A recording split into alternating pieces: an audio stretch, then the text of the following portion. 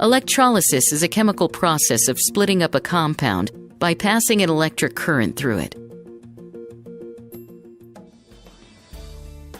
Take some molten sodium chloride in a crucible. Introduce 2 metal rods and connect the circuit as shown. We observe that the bulb glows, indicating the flow of current.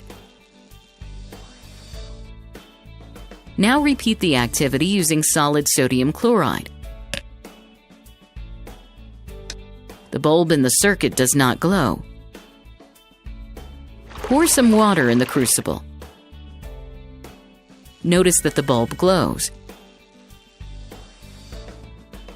This activity shows that the current does not flow through the solid sodium chloride, but it flows through the molten and aqueous solution of sodium chloride. Why does this happen? A compound such as sodium chloride, which allows the passage of electric current either in a fused state or in an aqueous solution, is called an electrolyte. Sodium chloride is an ionic compound.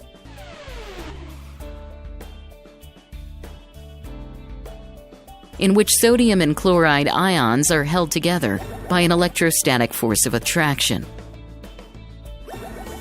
These ions are not free to move. Due to the absence of free ions, solid sodium chloride does not conduct electricity. When the same sodium chloride is heated, the bond between sodium and chloride ions weakens and breaks. The ions become mobile and are able to conduct electricity. Dissolving sodium chloride in water also produces free ions. Hence, an aqueous solution of sodium chloride also conducts electricity. Thus, the motion of free ions is responsible for the conduction of current in an electrolyte. Examples of some other strong electrolytes are copper sulfate, which dissociates into copper ions and sulfate ions, hydrogen chloride, which splits into hydrogen and chloride ions, and so on. We will now study the mechanism of electrolysis of molten sodium chloride in detail. In molten state, sodium chloride exists as sodium ions and chloride ions.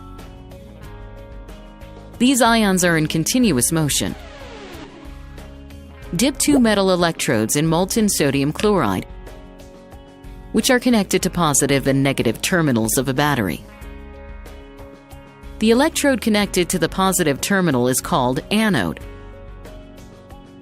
while the one connected to the negative terminal is called cathode. When the battery is switched on, the electrons move from the negative terminal of the battery through the metal wire to the cathode. This results in an excess of electrons on the cathode, and it generates a negative charge on it, whereas the anode develops a positive charge. Sodium ions being positively charged are attracted towards the cathode. These ions accept the electrons from the cathode and get reduced to sodium atoms. Chloride ions being negatively charged are attracted towards the anode.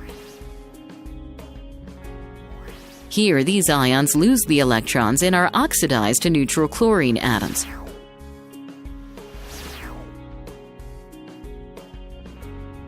Two such chlorine atoms combine to form a molecule of chlorine. Reduction and oxidation takes place simultaneously at the cathode and anode respectively during electrolysis.